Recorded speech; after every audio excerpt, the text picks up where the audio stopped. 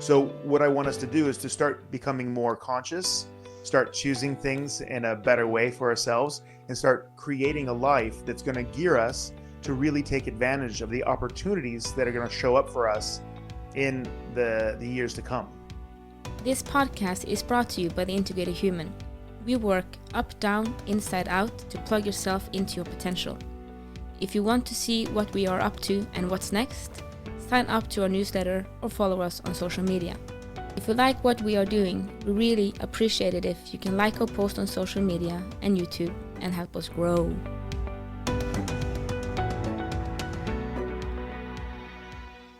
Welcome to the Big and Small Podcast. I'm Jason Shields, and I'm big. And I'm Marit Gabrielsen, and I'm the tiny one. Hey. Good day. Yeah, it's good to be back. Let's saddle up and get some serious talking done. You ready? 1st of December. Yep. Well, wait, 3rd, when this is out, we're recording 1st of December. That's true. It's an interesting month. Yeah, it is. Oh, Lord, it's an interesting month. It's an interesting month. It's a packed month. Yep. But we have also had very much packed last weeks. We have. We went to Oslo. Mm-hmm. We had a need to do some connection with one of our friends we haven't traveled with for a long time. Yes. And that was really important and good. You've heard him on the podcast before. Mr. Rutger Kusters. Yes, one of my great competitors. Our Dutch friend. Yep, the Flying Dutchman. The Flying Dutchman. He's... we were traveling before COVID. We traveled every 6 weeks for competition. That's right. Now we haven't traveled for almost 2 years. So it was very nice to just spend time, the old team together. That's it. It was really, really good. Really nice. Fun, good energy. Meeting the team in Oslo, Frontline Academy, amazing jiu-jitsu fighters, amazing people, super cool conversations. It was great. Yeah, and we got to meet some of our podcast listeners. Yeah, that's also true. That we have never met before. Woot woot. And they have also been on workshops and webinars. So it was really nice to meet new people and actually got to see people in live and not just online. Yeah, that's true. So it's really nice to connect with more people than the people you normally talk to. That's true. But sometimes you don't take the opportunity to have deep conversations with the people you're around every day. Sometimes the people you're around are really, really interesting and you just never get past the coffee or the hand me a piece of paper or here's the news. It's like one of our friends at Frontline. She is a now brown belt. Yep. Jiu-jitsu competitor. She's the Russian assassin. Yep. And she, if you talk to her, you wouldn't expect it. But she has a PhD in geophysics. And she is in my opinion, she's a genius in mathematics. She will dispute that. From my point of view, she is. I think from everybody else's point of view, from her, she's very self-critical, but she could straight up just get a master's in mathematics in her spare time as she's... super pregnant. And she chokes people with her hands. Yeah, you wouldn't know she's still that. Training, it's amazing. If you just see her walking down the street, she's just a normal lady that's 9 months pregnant. Yep, that's it. She's a super, super woman. And what an interesting take on her work situation. Can't go into any specifics, but just to say that, sometimes being good at your job is not enough. Sometimes people in your workplace can get very intimidated and try to cut you out, cut you down. So, you would imagine that being good at your work would gain you status at your workplace, but your workplace... we talked about filling up your spot and the box you're in. That's it. Filling up your present place. But the problem is that can also be very intimidating to the people around you, right? Especially if they've been working there for, say you. I think if you're a nurse, I would imagine, I never heard, that popped into my head. If you're a nurse and then you come up from school and you're super motivated and then you're working with someone that's been a nurse for 25 years. Yeah. They don't want to do anything different. Heck no. And you come in motivated, they're like, shh, that's so much noise. Just calm down. Mm-hmm. Because they are so set in what they're doing. Ever see the old Star Trek? What's the old one? Oh, the old and one. What's the new with one? Captain Kirk. Captain I don't Kirk, know. I can do the Spock thing. Yeah, that's nice. Yeah, right. I think all kids have been working on that one. But I don't know if that's the old or the new or the original middle. Spock show, right? So I think Captain Kirk was officially the second captain of the Starship Enterprise, and the first captain came back in a later series. But anyway, not to nerd out on you or anything. Don't harass our DMs with Star Trek hate. Star Trek hate. Yeah, okay. I also love Star Wars. Don't worry, guys. But Star Trek. Anyway, the engineer, Scotty, was always like, Captain Kirk was like, give me more power. And he's like, Captain, she's going to blow. It's not possible. And later on in the series, because he said that like every time they had to put it into warp drive or extra gears, right? He says, it's going to blow, right? And you never tell the captain how much the engine can actually do. So you always had that little reserve. But, she's not that kind of person. She shows up. She's showing up with her knife sharpened and ready to work. So, you move into a place and you do a fantastic job and you start fixing things that have been broken at a workplace for years and years and years. And that intimidates people because people are animals of habit. So if you don't do what you've always done, you're freaking me out. They won't even evaluate whether it's good or bad. It's just different. So and change is scary. Change is always scary, even if it's for the better. And if someone new comes in and they do more, that means that what they have been doing for the last 10 years is not good enough. That's right. It's not. That's what people are thinking. Doesn't mean that it's true, but you feel attacked because you haven't done that, and they just come barging in with motivation, or they may be just extremely good at their job. Yeah, exactly. A 2021 Jaguar is not necessarily better than a 1969 Jaguar. It's just different, right? And it's an upgrade in terms of technology, but it may not be what you want. A classic's still a classic. So sometimes, fixing your workplace may not be welcome because there's so many other systems that are connected to it that you change one thing, you have to change 1,000 things. You put in an hour of change and you create 100 hours for 50 people to try to adapt the rest of the system to that. But that's not the case here. Just very interesting. Seeing things as a whole, sometimes being very good at a technique or very good at your job is not the same as functioning well in a workplace. Especially when you're an overachiever or you're a superachiever. She's a superachiever. She's not an overachiever. She's a superachiever. And the people around her aren't. What's up with that?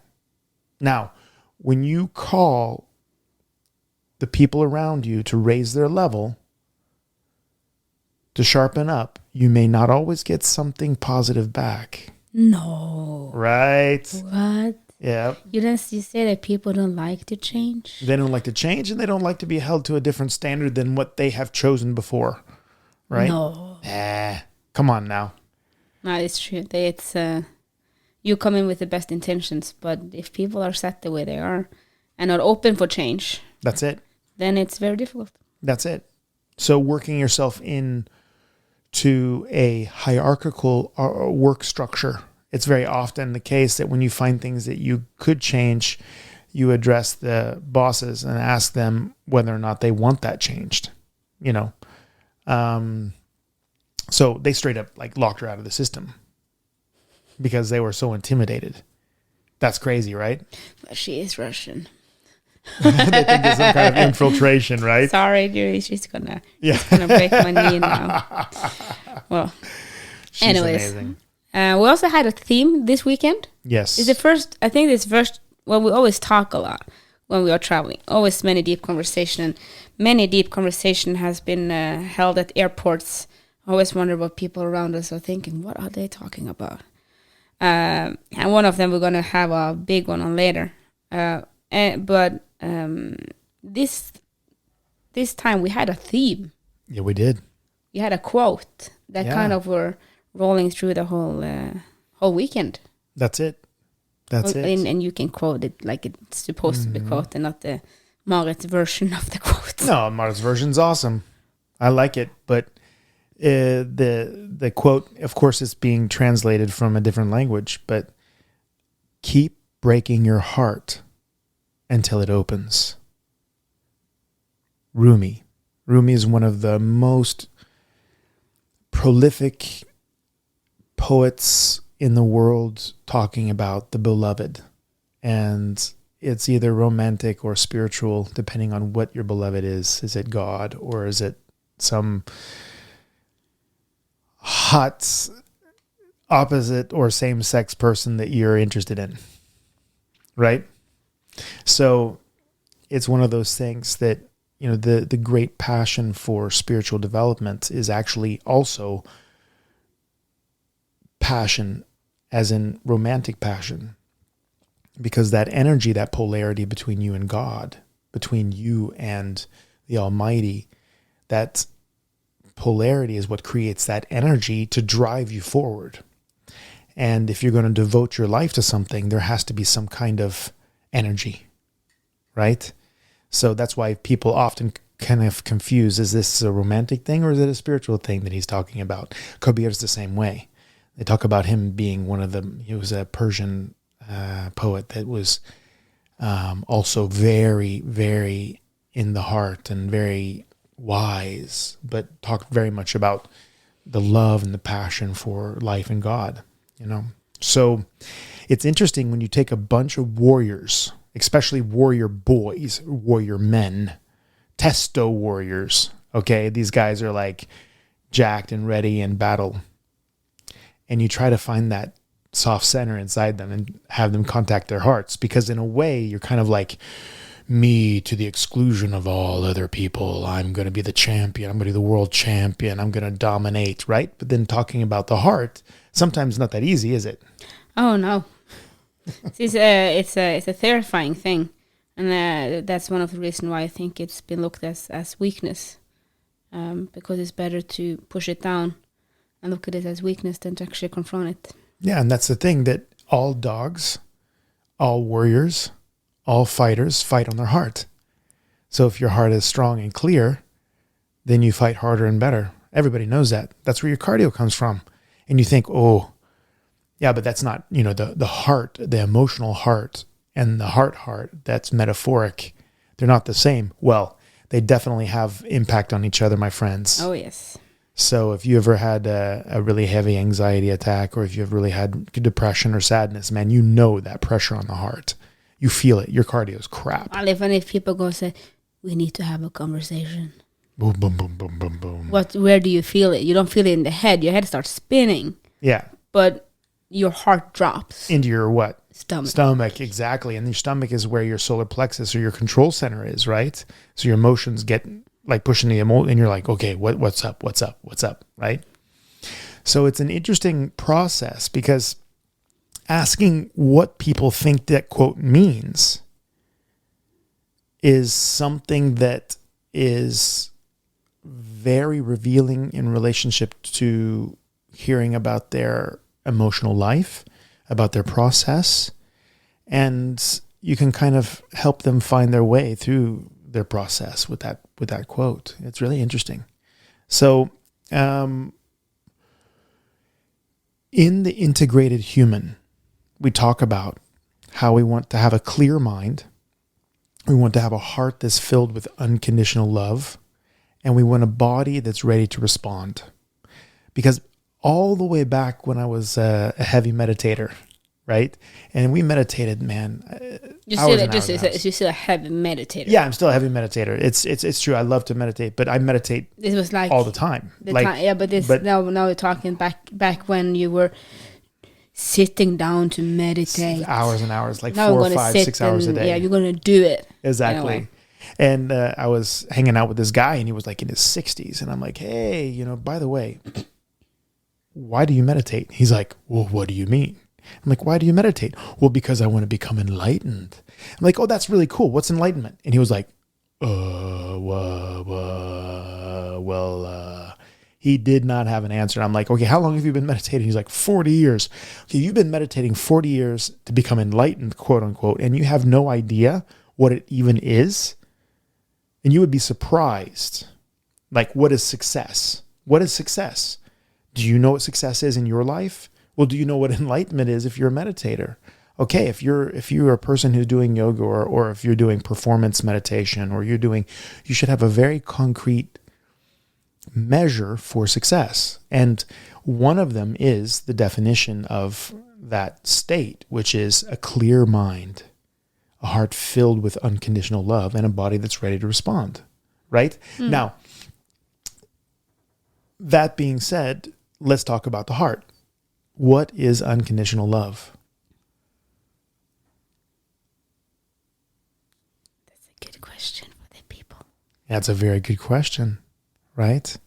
Because I think, like, this is the discussion we talked about this latest yesterday, is that for many, when you say love, it's loaded or charged. Yeah. It could either be romantic love or passionate love or love for a thing or love for country, or it could be hate. All that is love, but all of those are conditional love. Yes. While unconditional love is that it doesn't matter what that person, for instance, if you think about a person, is or does, you still love them. Yeah. You may not agree to what they're doing, and Yeah. you may not accept what they're doing because they do stupid shit. Yeah. But you still love them. Still love them. And like we said yesterday, was that like a mother will still visit their son or daughter in jail, although they have killed someone. Yeah. In a way, exactly. In a way, it's kind of like human rights. Everybody's not the same, but we have the same human rights. You can have unconditional love for the people and things around you, but you don't have to invite them in your life. No. Right? You can love them from afar. It's like, okay, you're not functional for me in my life. So love doesn't necessarily mean you have to give them everything they want or do what they say or any of that. Or love on them. Or love on them. Even. Yeah. But it's more, we said that this weekend, because we talked about with young men this weekend. Yes, testo men. Testo men. And then we said, well, then love is maybe too pink, or what's it, pink word. So you said acceptance. Yeah. It's the head version of unconditional love. Yeah. If you're stuck in your head, if you can just think, can you accept people? And that doesn't mean that you have to put up with their shit. It means that, okay, that's what it is. Okay, this person's like this. So unconditional is uncharged, is what I say. Yeah. It's total, but it's not charged in the way of with hate or romantic love, or it's acceptance in the heart with love. Yes, and can you have unconditional love and passionate love? Oh yes. Yeah. Yeah. Can you have unconditional love and anger? Oh yeah. Can you have unconditional love and hate? Yes. You actually can. It's more that underlying feeling for that person, that thing, that whatever is unconditional. That's it. And then you can, no matter what, and then you can decide, like, how is it possible? I would say, for me right now at least, it's impossible to have someone that I invite into my life and only have unconditional love for them. It's easier to have unconditional love for the people I don't invite into my life. That's correct. While the people that I do invite, I have unconditional love for, but I also have different layers of other types of love on them. Exactly. Because they are closer to me, so I invite them in. Yes. And you have to deal with them. I have to deal with them, and they have the power to affect me. Yeah, that's it. Which people that I don't invite, I don't give them that power. Exactly. But so that's why I think you should be really careful with, not that you shouldn't open yourself to others. You should, and you should have people close. Yeah. But think about who you are inviting in, because then you give them a lot of power. They can decide a lot about how your day is and how much work you have to, how much meditation you have to do one day. Exactly. Now, for you visual people out there, and you're like, well, this is a lot of stuff for me to figure out. How can I both have anger and hate and joy and passionate love for a person you have unconditional love for? Think about it like this. Imagine a giant keyboard, and each one of the keys is an emotion. But unconditional love is all of the keys and the keyboard. It's all of it all at once. If you're a gamer, this should make sense. Yes, yeah, exactly. It's a keyboard, right? Exactly. It's like you got a keyboard going, and each emotion is a key on that keyboard, but the whole keyboard and the emotions all put together, all resonating together, is unconditional love. And that's the basis. That is the very fabric of the universe. If you read Kabir and you read Rumi and you read philosophy, right? So this is one of those things that you want to work towards. And a very interesting side effect, if your head is clear and your heart is filled with unconditional love, meaning that you can push whatever key on the keyboard that you will push. Yeah, you can allow the music to flow, but you never forget that you're playing the keyboard. You see, that's the thing. You never forget that. Very often, somebody's hammering a light note and they get so into hammering that light note that they forget that there are low notes. And then they go down to the lower notes and then they hammer that low note for a while, and they're so comfortable with hammering that low note, they even get addicted to hitting the low note. They forget there are high notes, right? Where you want to have the full range of expression, yes, but you always want to be comforted and supported and energized by the fact that the very fabric of the universe, that vibration of the unified field, that God energy, that creative energy that creates the manifest world through quantum physics and superstrings and all of that stuff, is actually nothing other than unconditional love. It is unity. And that's what I was going to say. Like, I know that's a lot of words and you may want to listen to this several times. You should go back every month. Yes. And re-listen a little bit. That actually is for all of the podcasts where we touch subjects like this, because what your filter is at the time when you listen to it will determine what you can hear. That's it. So if you go back now and listen to one of the first podcasts, you will hear different things now than you did then, because of your filters has evolved, because you now are in episode 20. That's it. Whoop, whoop. That's it. That's right. And what we're doing is we're also giving the clues and the keys to being able to unravel philosophy, being able to unravel art, poetry, unravel religion, unravel all of this stuff, because you have to understand that the center of all of those things is the same. It's that heightened, excellent, peak experience that a human being has when they're really connected inside, right? So one of my favorite guys, Amit, he was one of the amazing athletes in Oslo. He's my good friend.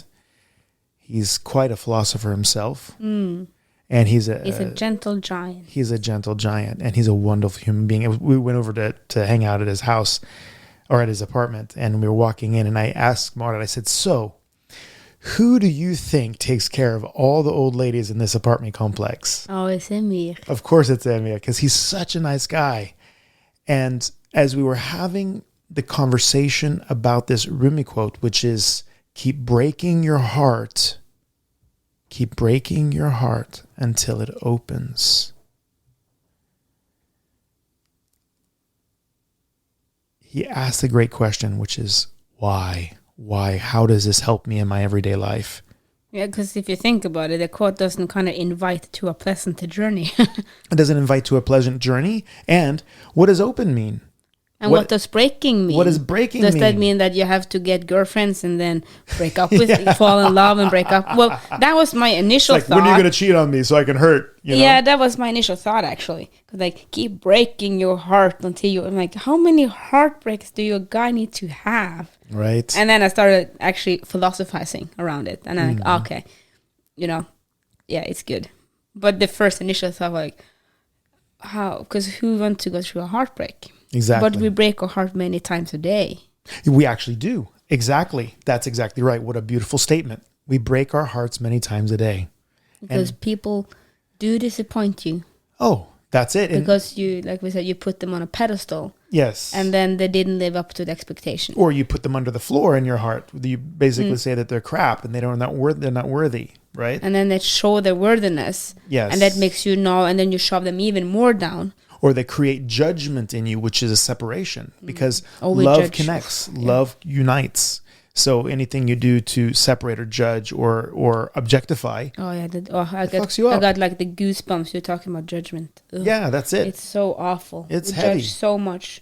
It's heavy I think stuff. it's horrible. And it's so horrible. Sorry. That's yeah, I agree. But before we go into like breaking the hearts and opening heart, just so you know that one of those old ladies sent him a poem that is the answer to his question, why? Why would I want my heart open? What is it good for? You know, ever heard that song? Yeah, War. I wanted to say, I just want to say absolutely nothing. I'm like, that's so right. I can't say that because then I sound I can't joke about heart like that. If it was mine, I would joke about it. Yeah, I can't joke about heart like that. Heart deserves better. Exactly. So, what is it good for? Absolutely everything. Everything. So a full life. Now, understanding that the state of a child actually that's not traumatized, the state of a baby, is love. It's unconditional love. It's completely helpless. Babies coming out, right? And people's like, oh, my parents didn't treat me right and all that. Great. That's true. Many people, unfortunately, are not given the perfect upbringing.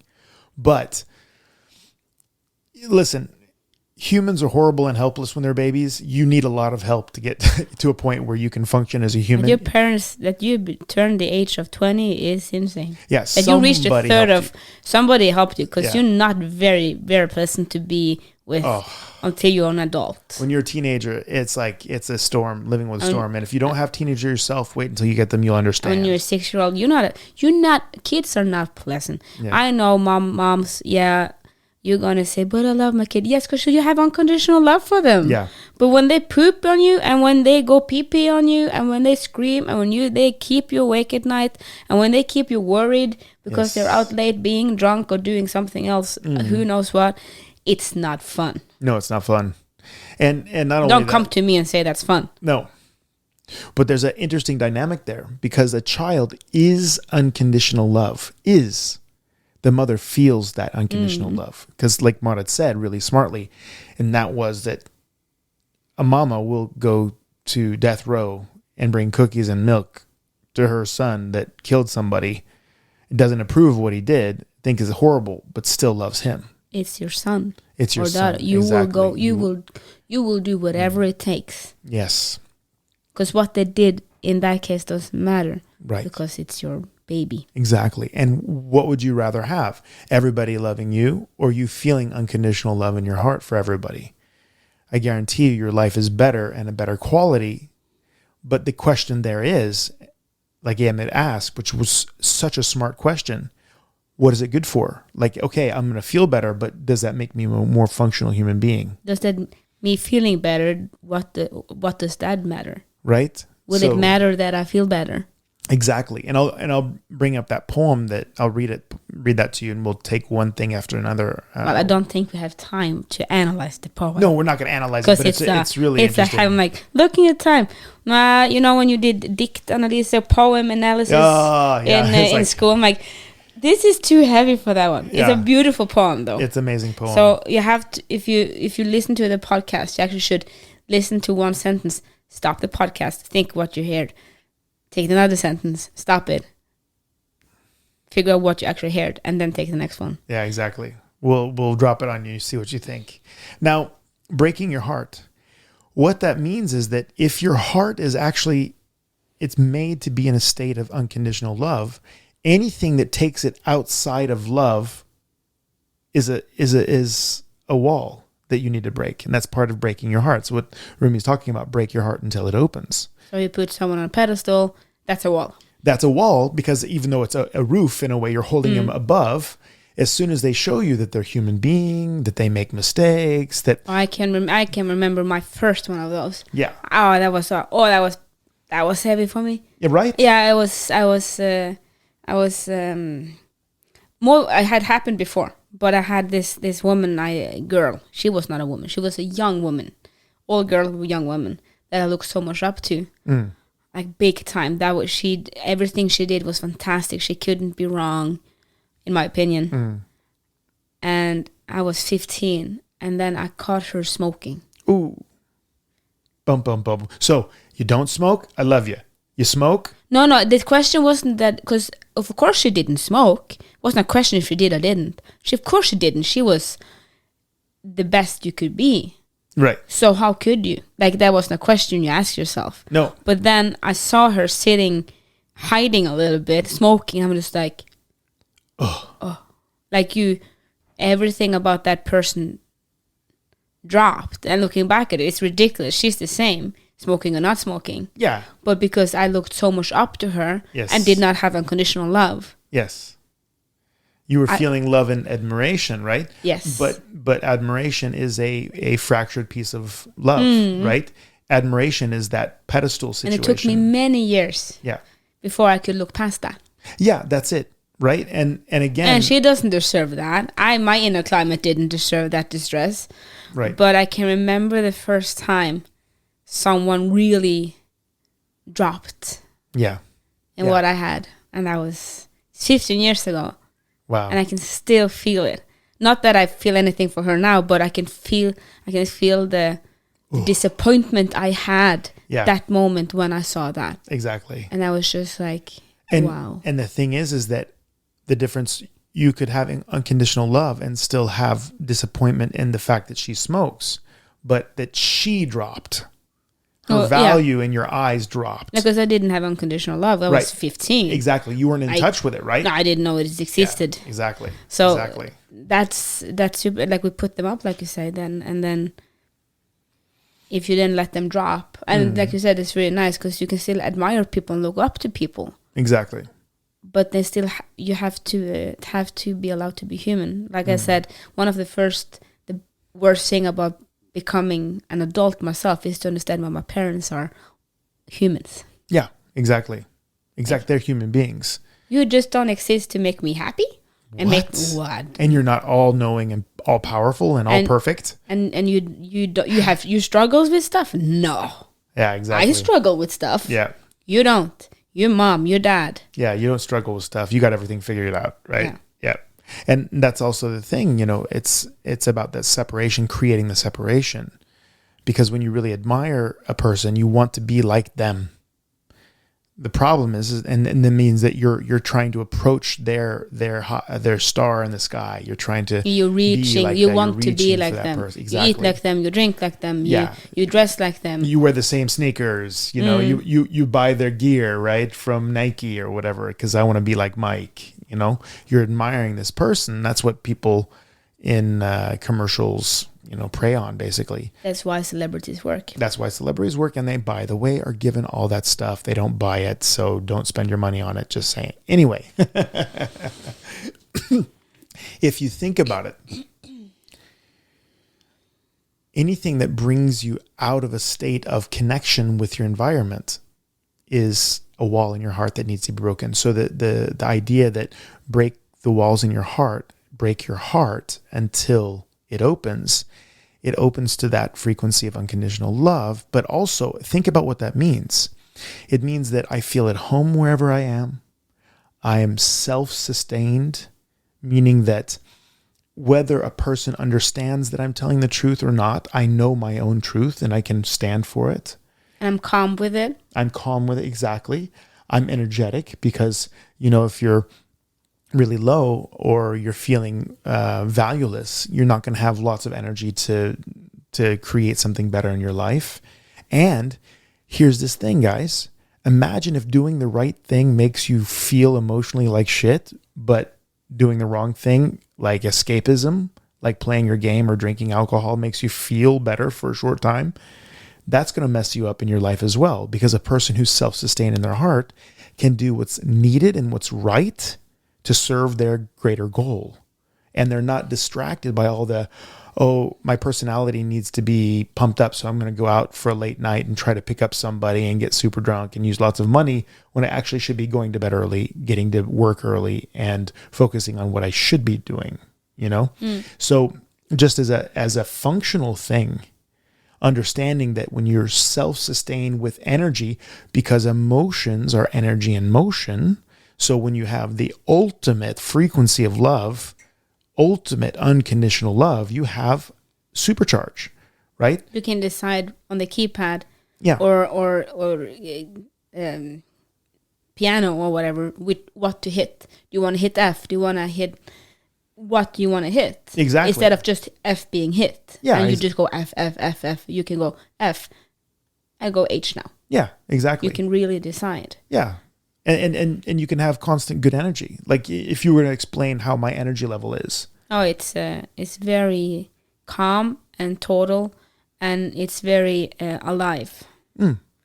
It can adjust to the situations. Because that's the thing. Many, I think, will then assume, well, then I will be peace at all time and only going to be like... ling, ling, ling. Ling, ling, ling, bling, bling. Zen, ding, ling, ling, ling. No, because life still happens. Life and like happens. we talked about with the boys, whether... Well, it's not that you don't have wind in your hair if you think that every life is wind. Yeah. But the thing is, you will still be able to keep your ground. That's it. So instead of you getting lifted and thrown off into the sea by the wind, your hair moves. Yeah, exactly. Your beard, in case your beard moves. Yes, my beard moves instead of Because you me still knocking feel my feet. it. Yeah, But it doesn't take you away. exactly.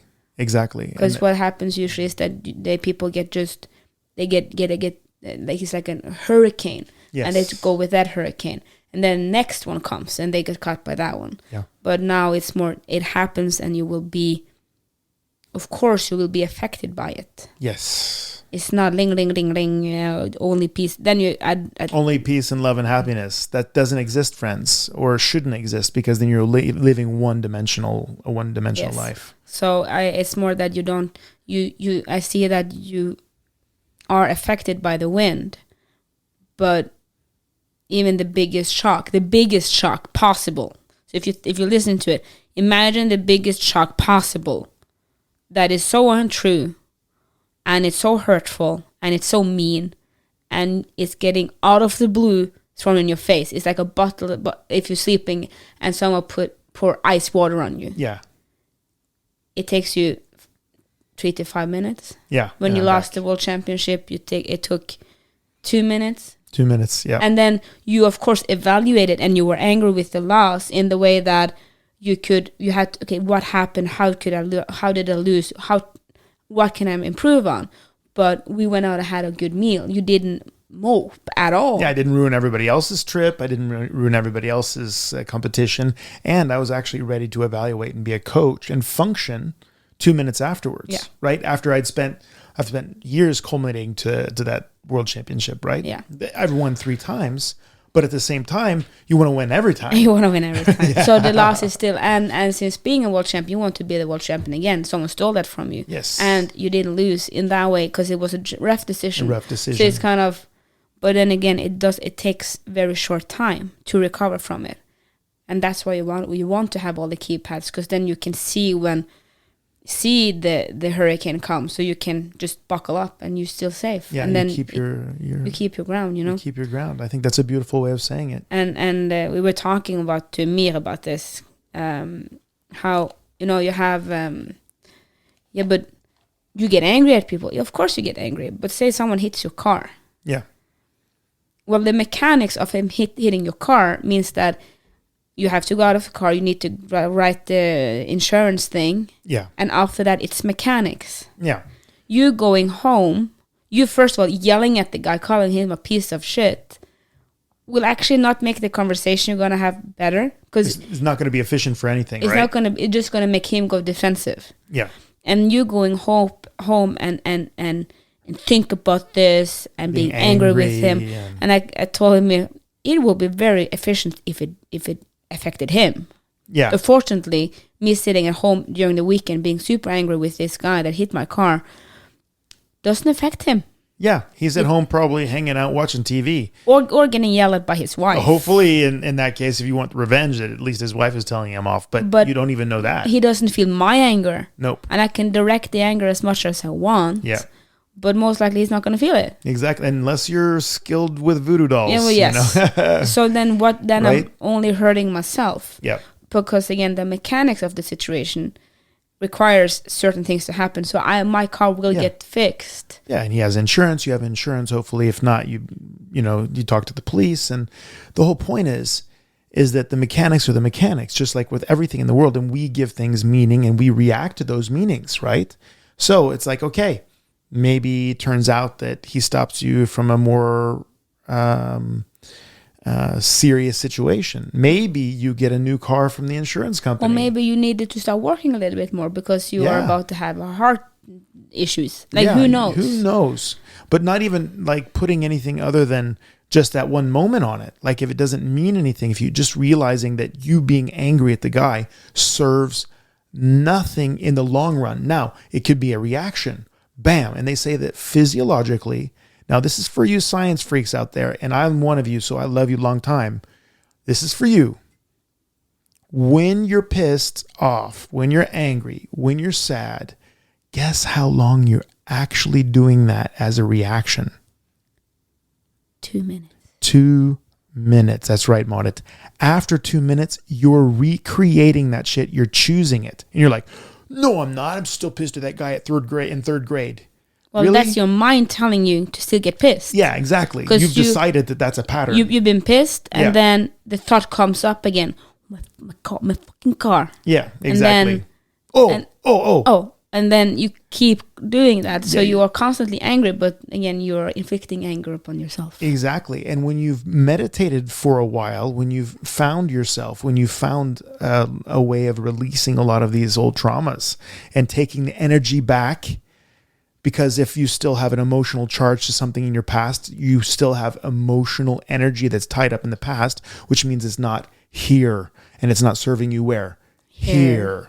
So bring that energy back. So you think about that guy in third grade, and that was a pretty funky little third grader. I wonder what he was dealing with, Because he must had some issue. issue. Telling those comments to you. He's a 3-year-old. Exactly. You know what I'm saying? So poor guy having to deal with that's a lot of anger in a little body. Yeah, exactly. Right. You have some perspective on this stuff over time when you kind of gather your heart, you gather these emotions and you connect them in one harmonious instrument, that keyboard of unconditional love. So you break down these judgments, these pedestals, these, if they're like this, I love them. If they're like that, I don't love them. All of those things. Or they are like that, meaning that I can't even look at them. Yes.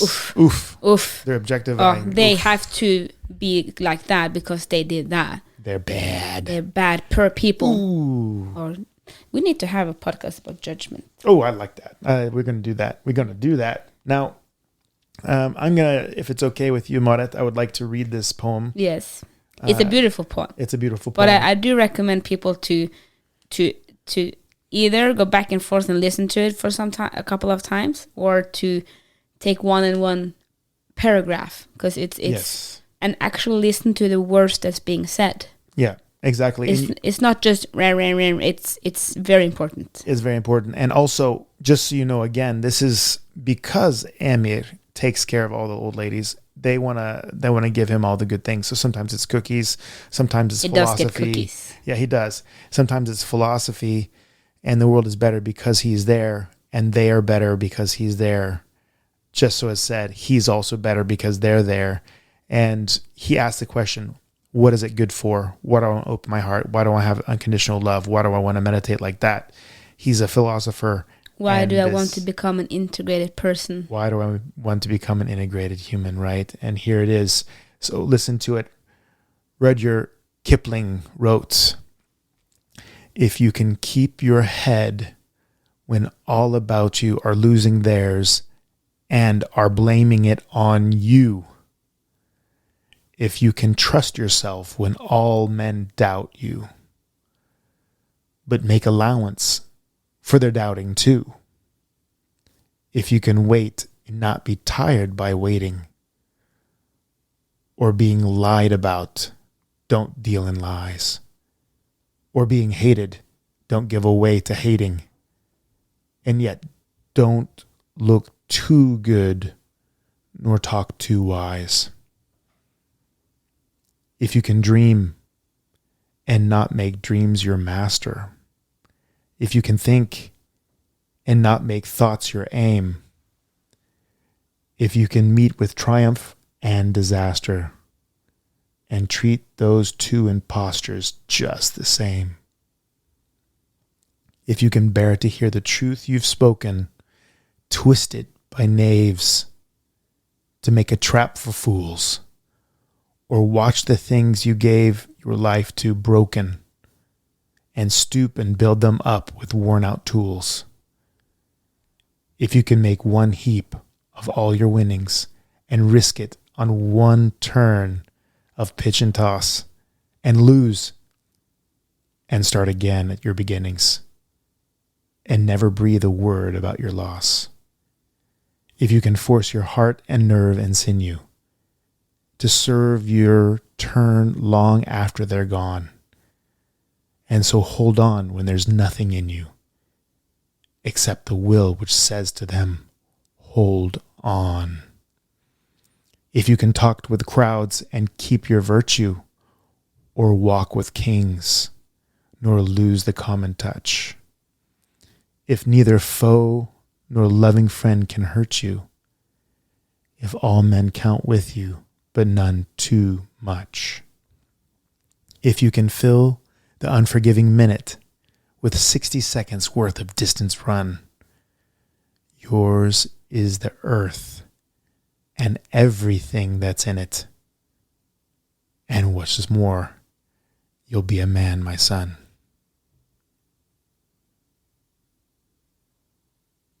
So beautiful.